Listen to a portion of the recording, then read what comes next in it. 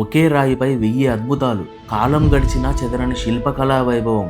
850 ఏళ్ల క్రితమే ఇంజనీరింగ్ అద్భుతాలను సృష్టించిన కాకతీయుల మేధస్సుకు నిదర్శనం ఈ 1000 స్తంభాల గుడి. దీని గురించి మీకు తెలియని రహస్యాలు తెలుసా? ఒకప్పుడు అజేయమైన కోట, శత్రువులకు సింహస్వప్నం, కాకతీయ సామ్రాజ్యానికి రాజధాని నేడు శిథిలాల రూపంలో ఉన్న ఆనాటి వైభవానికి సాక్ష్యంగా నిలిచిన ఓరుగల్లు కోట లోపల దాగి ఉన్న వీరగాథలేంటి?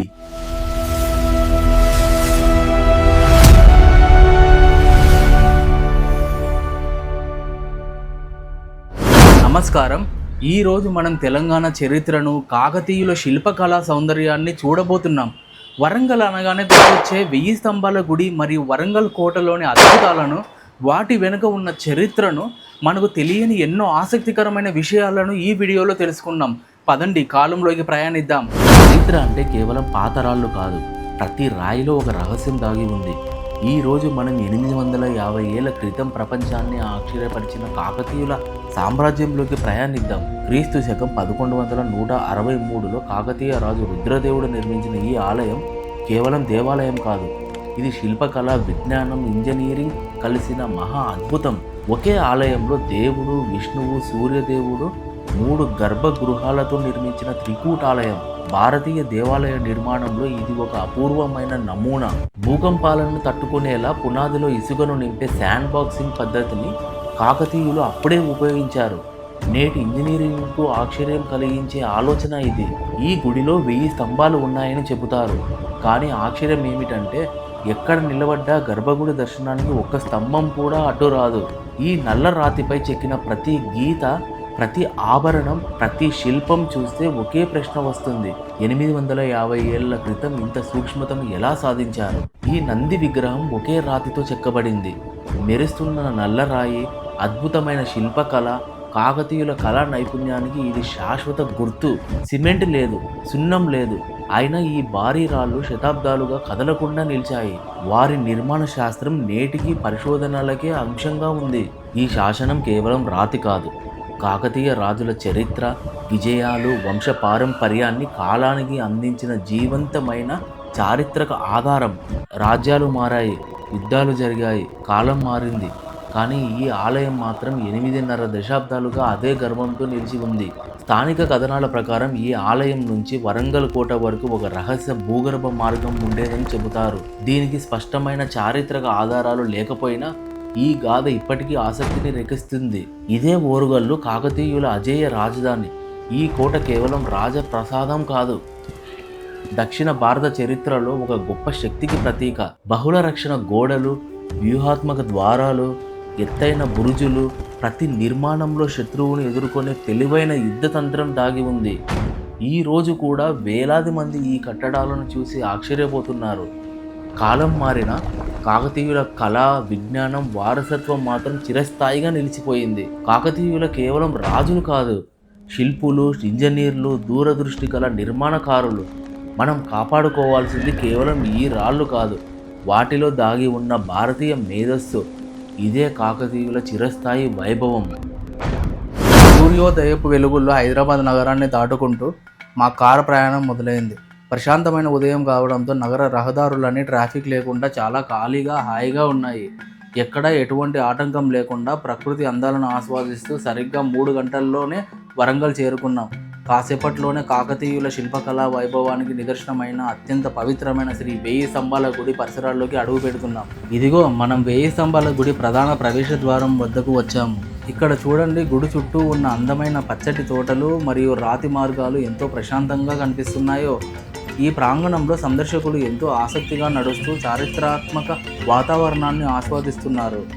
ఇక్కడ చిన్నపిల్లల ఆట వస్తువులు, బెలూన్లు అమ్మే దుకాణాలు కూడా కనిపిస్తున్నాయి. చూడ్డానికి ఇది ఒక పండుగ వాతావరణాన్ని కల్పిస్తుంది. ఇప్పుడు మనం గుడి చరిత్రను తెలిపే సమాచార బోర్డుల దగ్గరకు వచ్చాము. ఇక్కడ పర్యాటకులు గుడి యొక్క విశేషాలను చదువుకుంటూ కనిపిస్తున్నారు. ఈ బోర్డులో కాకతీయుల కాలం నాటి శిల్పకళా వైభవం మరియు ఈ గుడి యొక్క ప్రత్యేకత గురించి వివరంగా రాసి ఉంది. ఇక్కడ ఈ శిలాఫలకంపై 1000 స్తంభాల గుడి రుద్రేశ్వర ఆలయం యొక్క పూర్తి చరిత్రను మనం చూడవచ్చు. కాకతీయ చక్రవర్తి రుద్రదేవుని చేత క్రీస్తు శకం 1163లో ఇది నిర్మించబడింది. త్రికూటాలయంగా రూపొందించబడిన ఈ ఆలయంలో రుద్రేశ్వరుడు వాసుదేవుడు మరియు సూర్యదేవుడు కొలువుదీరి ఉన్నారు. అలాగే శిల్పకళా వైభవానికి ప్రసిద్ధి చెందిన ఈ గుడిలో సుమారు 300 స్తంభాలతో కూడిన కళ్యాణ మండపం దీని ప్రత్యేకత. ఇక్కడ మనం గమనిస్తే 1000 స్తంభాల గుడి వెలుపల పార్కింగ్ స్థలం కొద్దిగా పరిమితంగా ఉంటుంది. ముఖ్యంగా వీకెండ్స్లో వస్తే ఇక్కడ వాహనాల రద్దీ ఎక్కువగా ఉండి పార్కింగ్ కోసం కొద్దిగా ఇబ్బంది పడాల్సి కూడా వస్తుంది. అయినప్పటికీ ఆలయాన్ని సందర్శించడానికి వచ్చే భక్తుల సౌకర్యం కోసం ఇరువైపులా కార్లు, బైకులు పార్క్ చేయడానికి తగిన ఏర్పాట్లు ఉన్నాయి. పదండి ఇక ఆలయం లోపలికి వెళ్ళి ఆ అద్భుతాలను చూద్దాం. ఇప్పుడు మనం 1000 స్తంభాల గుడి ప్రాంగణంలోకి అడుగుపెట్టాం. చుట్టూ ఉన్న పురాతన రాతి కట్టడాలు మరియు ప్రశాంతమైన వాతావరణం మనల్ని కాకతీయుల కాలానికి తీసుకెళ్తాయి. ఆలయం గోడలపై చెక్కిన అద్భుతమైన శిల్పకళా నైపుణ్యాన్ని ఇక్కడ పర్యాటకులు ఎంతో ఆసక్తిగా తిలకిస్తూ ఫోటోలు దిగుతున్నారు. ఇక్కడ చూడండి, ఈ అద్భుతమైన కట్టడాలను చూసేందుకు విద్యార్థులు మరియు భక్తుల పెద్ద సంఖ్యలో తరలివచ్చారు. ఆలయ మండపం ముందు కూర్చున్న నందీశ్వరుని విగ్రహం మరియు చుట్టూ ఉన్న సుందరమైన స్తంభాల నిర్మాణం ఈ శిల్పకళా వైభవానికి నిలువెత్తు నిదర్శనం. ఆలయ ప్రాంగణంలోకి రాగానే భక్తులు పూజలు చేసే పవిత్రమైన చెట్టు మరియు చిన్న దైవ సన్నిధి మనకు కనిపిస్తుంది. ఇక్కడ ఆలయ గోడల పక్కన విద్యార్థులు ఎంతో ఉత్సాహంగా ఆడుకుంటూ ఈ చారిత్రాత్మక ప్రదేశాన్ని సందర్శిస్తున్నారు. చుట్టూ పచ్చదనం, పిల్లల సందడితో ఈ చారిత్రాత్మక ఆలయ వాతావరణం మరింత కలకలలాడుతుంది. చూడండి, ఇక్కడ మీకు నందీశ్వరుడు కనపడుతున్నాడు. ఈ నందీశ్వరుడు గురించి మనం ఇందాక జస్ట్ మాట్లాడుకున్నాం కదా క్లుప్తంగా. ఇప్పుడు మనం అత్యంత పవిత్రమైన చారిత్రాత్మక ఈ రుద్రేశ్వర ఆలయ అంతర్భాగంలోకి ప్రవేశిస్తున్నాం. గుడి లోపలికి అడుగు పెట్టగానే ఒక రకమైన ఆధ్యాత్మిక ప్రశాంతత, అద్భుతమైన గంభీరత మనల్ని ఆవహిస్తాయి. ఒకసారి చుట్టూ చూడండి, వరుసగా పేర్చిన ఈ భారీ రాతి స్తంభాలు కేవలం కట్టడాన్ని మోసే నిర్మాణాలు మాత్రమే కావు. నాటి కాకతీయుల శిల్ప కళా వైభవానికి, సాంకేతిక ప్రతిభకు నిలువెత్తు సాక్ష్యాలు. బయటి వెలుతురు లోపలి పడినప్పుడు ఈ రాతి స్తంభాలు కాంతిని పరావర్తనం చేసే తీరు చూస్తుంటే మన మనసు మైమరిచిపోతుంది. ఈ స్తంభాలను ప్రత్యేకమైన డోలరైట్ అనబడే కఠినమైన నల్ల రాతితో మలిచారు. అసలు యంత్రాలు, ఆధునిక పరికరాలు ఏమీ లేని ఆ రోజుల్లోనే ఒక కఠినమైన రాతిని ఇంత సమంగా అద్దంలా మెరిసేలా ఎలా పాలిష్ చేశారో ఊహించుకుంటేనే ఆశ్చర్యం వేస్తుంది. ఎంతటి ఖచ్చితమైన రేఖా గణిత కొలతలతో వీటిని తయారు చేశారో చూడండి. ఈ ఆలయంలో 1000 స్తంభాల అమరిక ఉన్నప్పటికీ మండపంలో ఏ మూల నిలబడి చూసినా ప్రధాన దైవమైన శివలింగం స్పష్టంగా కనిపించేలా డిజైన్ చేయడం నాటి శిల్పుల వాస్తు శాస్త్ర ప్రావీణ్యానికి పరాకాష్ట. ఇక ప్రతి స్తంభంపై చెక్కిన శిల్ప సంపదను నిశితంగా పరిశీలిస్తే నాటి శిల్పుల ఓర్పు, కళా నైపుణ్యం మనకు అర్థమవుతుంది. స్తంభం పైనుంచి కింద వరకు అత్యంత సూక్ష్మంగా చెక్కిన నాట్య మయూరాలు, హంసలు, లలితమైన పూల తీగలు, నాట్య భంగిమల్లో ఉన్న సుందరీమణులు మరియు దేవతామూర్తుల రూపాలు జీవం ఉట్టి పడేలా కనిపిస్తాయి. స్తంభానికి మధ్య ఉన్న వ్యత్యాసాలు, డిజైన్లలోని వైవిధ్యం నాటి కాకతీయ చక్రవర్తుల అమితమైన కళా పిపాసకు, వారి రాచరిక వైభవానికి ప్రత్యక్ష నిదర్శనాలుగా నిలుస్తాయి. ప్రతి రాయి ముక్కపై ఉన్న గుర్తులు, ఆనవాళ్ళు నాటి కాకతీయ శిల్ప కళా వైభవాన్ని, నిర్మాణ శైలిని స్పష్టంగా తెలియజేస్తున్నాయి. ఇక్కడ ఆలయ బాహ్య గోడల మీద చెక్కిన రాతి శిల్పాలు మరియు వరుసగా అమర్చిన శిలా ఫలకాలు అమరికను గమనించండి. ఇక్కడ ఆలయ గోడల నిర్మాణాన్ని గమనిస్తే పురాతన రాతి కట్టడాల అందం మనల్ని ఎంతగానో ఆకట్టుకుంటుంది. మన శిల్పులు అద్భుత నైపుణ్యంతో చెక్కిన ఈ రాతి శిల్పాలను తాకుతూ ఆనాటి చరిత్ర అనుభూతి చెందవచ్చు. ఇక్కడ ఆలయ మండపం మెట్ల వద్ద నుంచి కిందకు దిగుతూ చుట్టూ ఉన్న పరిసరాలను పరిశీలిస్తున్నాము. మనము 1000 పిల్లర్ టెంపుల్ గురించి తెలుసుకున్నాము. తర్వాత అన్నోన్ ఫ్యాక్ట్స్ తెలుసుకొని తర్వాత వరంగల్ కోట విషయాల్లోకి వెళ్దాం. మనం ఇదివరకు మాట్లాడుకున్న రహస్యాలు కంటే ఇంకా ఎన్నో రహస్యాలు ఉన్నాయి. వాటి గురించి మాట్లాడుకోవాలంటే మొదటగా 1000 స్తంభాల గుడి గురించి. ఖాళీ స్తంభం. గుడిలో ఒక స్తంభంపై ఎటువంటి చెక్కడాలు ఉండవు. ఇది పొరపాటున వదిలేసినది కాదు, ఉద్దేశపూర్వకంగానే అలా ఉంచారు. దిష్టి తగలకుండా ఉండడానికి. ఏ కళాఖండమైనా పరిపూర్ణంగా ఉండకూడదని ఆ కాలపు శిల్పులు అలా ఖాళీ స్తంభాన్ని ఉంచేవారు. ఇంకొకటి దిశ మార్పు. సాధారణంగా శివాలయాలు తూర్పు ముఖంగా ఉంటాయి, కానీ 1000 స్తంభాల గుడి సూర్యరశ్మి నేరుగా శివలింగంపై పడేలా ప్రత్యేకంగా దక్షిణ ముఖంగా నిర్మించబడింది. నంది విగ్రహం అరుదైన కోణం. సాధారణంగా నంది శివుడికి ఎదురుగా ఉంటుంది, కానీ ఇక్కడ నంది తూర్పు వైపు చూస్తూ ఉంటుంది. ఇది శత్రువుల కదలికలను పసిగట్టడానికి ఏర్పాటు చేసిన సైనిక వ్యూహం కావచ్చని చరిత్రకారుల అభిప్రాయం. ఏనుగుల కాపల. గర్భాలయం ప్రవేశ మార్గం వద్ద ఉండే ఏనుగుల శిల్పాలు కేవలం అలంకారం కోసం కావు. ఆ శిల్పాలపై ఉండే సూక్ష్మమైన అలంకరణలు చూస్తుంటే శిల్పులు ఏనుగులను ఒక రక్షక కవచంలా భావించి చెక్కారని తెలుస్తుంది. ఇక పాలనా కేంద్రమైన వరంగల్ కోట వైపు అడుగు పెడితే దీని నిర్మాణం కాకతీయ చక్రవర్తి గణపతి దేవుడి కాలంలో ప్రారంభమై రాణి రుద్రమదేవి కాలంలో మరింత పటిష్టంగా రూపుదిద్దుకుంది. 12వ శతాబ్దం నుంచి 14వ శతాబ్దం వరకు ఇదే కాకతీయుల రాజధాని. ఈ కోటను అజేయంగా మార్చింది దీని 3 పొరల రక్షణ వ్యవస్థ. మొదట భారీ మట్టి గోడ, దాని వెనుక బలమైన రాతి గోడలు, చివరగా నీటితో నిండిన లోతైన అగర్త. శత్రువుల ఏనుగులు, గుర్రాలు కోటలోకి ప్రవేశించకుండా ఇదే ప్రధాన రక్షణ. వరంగల్పై ఢిల్లీ సుల్తానుల దృష్టి పడడానికి కారణం కేవలం ఈ కోట బలం మాత్రమే కాదు, ఇక్కడి అపారమైన సంపద కూడా. మాలీ కపూర్ దండయాత్రకు ఈ ప్రాంత సంపద ప్రధాన కారణాల్లో ఒకటిగా చరిత్ర పేర్కొంటుంది. తర్వాతి దశల్లో మరిన్ని దండయాత్రలు కాకతీయ సామ్రాజ్యాన్ని తీవ్రంగా ప్రభావితం చేశాయి. అప్పట్లో వరంగల్ కోట కేవలం రాజధాని మాత్రమే కాదు, దక్షిణ భారతదేశంలో అత్యంత ముఖ్యమైన వాణిజ్య కేంద్రాల్లో ఒకటి. వస్త్రాలు, లోహ కళాఖండాలు, విలువైన రత్నాల వ్యాపారం ఈ నగరాన్ని అపారమైన సంపదతో నింపింది. కాకతీయుల అనంతరం ఈ కోట మరో చారిత్రక అధ్యాయాన్ని చూసింది. ఢిల్లీ సుల్తానుల కాలంలో నిర్మించబడిన కుష్ మహల్ ఒకే ప్రదేశంలో 2 భిన్న నిర్మాణ శైలులు ఎలా కలిశాయో నేటికి చూపిస్తుంది. ఇక్కడి శిల్పాల్లో కనిపించే గజకేసరి రూపం శక్తి, పరాక్రమానికి ప్రతీక. అలాగే 4 దిక్కుల్లో నిలిచిన కాకతీయ కళాతోరణాలపై ఎలాంటి మత చిహ్నాలు కనిపించవు. అందరికీ ఆమోదయోగ్యంగా ఉండాలని వాటిని నిర్మించారని భావిస్తారు. నేడు తెలంగాణ ప్రభుత్వ అధికారిక చిహ్నంగా నిలిచింది కూడా ఇదే కాకతీయ కళాతోరణం. శతాబ్దాలు గడిచిన కాకతీయుల శిల్పకళ గొప్పతనాన్ని ప్రపంచానికి గుర్తు చేస్తూనే ఉంది. ఓరు అంటే ఒకటి, గల్లు అంటే రాయి. ఏకశిలా నగరంగా ప్రసిద్ధి చెందినందుకే ఈ ప్రాంతానికి ఓరుగొల్లు అనే పేరు వచ్చింది. వరంగల్ కోట కేవలం చరిత్ర కాదు, తెలంగాణ ఆత్మ గౌరవానికి చిరస్థాయి ప్రతీక. నిజం చెప్పాలంటే ఈ దారిలో వస్తున్నప్పుడు కారులో కూర్చొని ఆ సైడ్ ఉన్న పెద్ద బండరాళ్ళు, చెట్లు చూస్తుంటే ఏదో పురాతన కాలపు బాటసానిలా ఫీలింగ్ వచ్చేసింది. అసలు ఎక్కడికి వెళ్తున్నామో మనకే తెలియకుండా అలా డ్రైవ్ చేసుకుంటూ పోతుంటే మజానే వేరు. ఆ ఫీలింగ్ వర్ణించడానికి మాటలు చాలు బ్రో.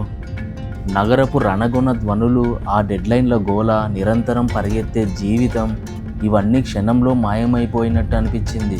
జీవితంలో ఒక్కోసారి మనకు గమ్యం కంటే ఈ ప్రయాణమే ఎక్కువ సంతోషాన్ని ఇస్తుందనిపిస్తుంది. అదిగో చూసారా మన కాకతీయుల కళాఖండం, ప్రసిద్ధిగాంచిన వరంగల్ కిలా తోరణం. ఏంటి డిజైన్! ఒక్కొక్క రాయితో అలా చెక్కితే ఎంత ఓపిక ఉండి ఉంటుంది వాళ్ళకి. ఈ ఫోటోలకి, రీల్స్కి అయితే ఇది అబ్బా నెక్స్ట్ లెవెల్ స్పాట్ అన్నమాట. ఇక్కడ చూస్తే రాళ్ళన్నీ పడిపోయి పీడబ్ల్యూడి సైట్లా ఉంది, కానీ ఇదంతా మన పురాతన చరిత్ర అండి. ఆ శిథిలాల మధ్య నడుస్తుంటే ఏదో పాతకాలం నాటి పజిల్ గేమ్ ఆడుతున్నట్టు మస్తు మజా వస్తుంది. కెమెరా ముందు కదులుతున్న ఆ స్టోన్ పాత్ మీద అడుగులు వేస్తూ ఇరువైపులా మనకి మర్యాదగా స్వాగతం పలుకుతున్నట్లు ఉన్న ఆ ఏనుగుల విగ్రహాల దగ్గర నుంచి మన జర్నీ స్టార్ట్ అవుతుంది. అసలు ఆ పాతకాలపు రాతి బాటపై నడుస్తుంటే బ్లాగ్ వైబ్స్ వేరే లెవెల్లోకి వెళ్ళిపోతాయి బ్రో. అదిగో అలా ముందుకు వెళ్తే కనిపించే ఆ అద్భుతమైన కీర్తి తోరణాలు, వాటి మీద చెక్కిన ఆ లతాలు, డిజైన్లు చూస్తుంటే ఆశ్చర్యం వేస్తుంది. ఒక్కో రాయిని ఎంత పర్ఫెక్షన్తో, ఎంత ఓపికతో చెక్కారంటే మన కాకతీయుల హ్యాండ్ వర్క్ టాలెంట్కి నిజంగా దండం పెట్టాల్సిందే. సరిగ్గా ఆ సమయంలో సూర్యుడి కిరణాలు ఆ భారీ తోరణాల మధ్య నుంచి అలా లీక్ అవుతూ పడుతుంటే మన వీడియోకి అసలైన హాలీవుడ్ సినిమాటిక్ లుక్ వచ్చేసింది. చూసారా? ఇది కదా అసలు మజా. ఇక అలా ఇంకా లోపలికి నడుచుకుంటూ వెళ్తే ఆ పురాతన మండపాలు, ఆ పైకప్పు, అద్భుతమైన జామెట్రీ కట్టడాలు, మధ్యలో గంభీరంగా ఉన్న ఆ శివలింగం, అబ్బా ఆ ఆర్కిటెక్చర్ చూస్తుంటే మైండ్ బ్లాక్ అయిపోవాల్సిందే. ఆ గర్భగుడి చుట్టూ ఉన్న ఆకర్షణీయమైన చెక్కిన స్తంభాలు, రాతిపై మలిచిన గజవాహనాలు, ఆ వీర విగ్రహాలు అన్నీ మన చరిత్ర గొప్పతనాన్ని కళ్ళకు కట్టినట్లు చూపుతున్నాయి. అక్కడ నేల మీద చెక్కిన ఆ పెద్ద రాతి చక్రాలు, అష్టకోట ఆకారపు డిజైన్లు అన్నీ మన పూర్వీకుల అడ్వాన్స్డ్ ఇంజనీరింగ్కి సజీవ సాక్ష్యాలు. చుట్టూ పడి ఉన్న ఆ భారీ రాళ్ల శిథిలాలు చూస్తుంటే ఆ కోట ఒకప్పుడు ఎంత వైభవంగా ఎంత అజేయంగా ఉందో మనం ఈజీగా ఇమాజిన్ చేసుకోవచ్చు. మొత్తానికి వరంగల్ కోటలో ఈ అద్భుతమైన ప్రదేశాలన్నింటినీ చుట్టేసి ఆ హిస్టరీ వైబ్స్ని ఆ కల్చర్ని మన వ్లాగ్లోకి ఫుల్గా లాక్ చేసేసాం. నెక్స్ట్ మనము వరంగల్ కోట గురించి కొన్ని రహస్యాలు తెలుసుకొని దాని తర్వాత కాకతీయుల యుద్ధతంత్రం వారి సమాజం గురించి కూడా తెలుసుకుందాం. ఇంకా వరంగల్ కోట గురించి కూడా యుద్ధతంత్ర రహస్యాలు ఉన్నాయి. మొదటిది శిల్పకళ సమన్వయం, నాన్ రిలీజియస్ థీమ్స్. కోటలోని కొన్ని తోరణాలపై ఉన్న శిల్పాలు హిందూ దేవుళ్లకు సంబంధించినవి కావు. అవి లౌకిక నాన్ రిలీజియస్ అంశాలతో ఉంటాయి. అందుకే సుల్తానుల దాడుల సమయంలో మతపరమైన కట్టడాలు ధ్వంసమైన ఈ తోరణాలు అంటే కీర్తి తోరణాస్ అలాగే నిలిచిపోయాయి. ఒకే రాయిపై నగరం, ఏకశిలా నగరం. వరంగల్ నగరం మొత్తం ఒకే భారీ రాతి బండపై చెక్కబడినట్లు అనిపిస్తుంది. నేల ఉపరితలంపై కనిపించే సహజ రాళ్లను వాడుకుంటూనే కోట గోడలను నిర్మించారు. అంటే వారు ప్రకృతిని పాడు చేయకుండా దానినే కోట రక్షణగా వాడుకున్నారు. మూడవది శాండ్ బాక్సింగ్ టెక్నాలజీ. ఇది ఒక ఇంజనీరింగ్ అద్భుతం. కోట పునాదులలో కేవలం రాళ్ళు మాత్రమే లేవు. 3 మీటర్ల లోతు వరకు ఇసుక, సున్నం, బెల్లం మరియు కరక్కాయ పొడి మిశ్రమాన్ని వాడారు. ఇది భూకంపాల ప్రకంపనలను గ్రహించి కట్టడం కూలిపోకుండా 80 ఏళ్లుగా కాపాడుతుంది.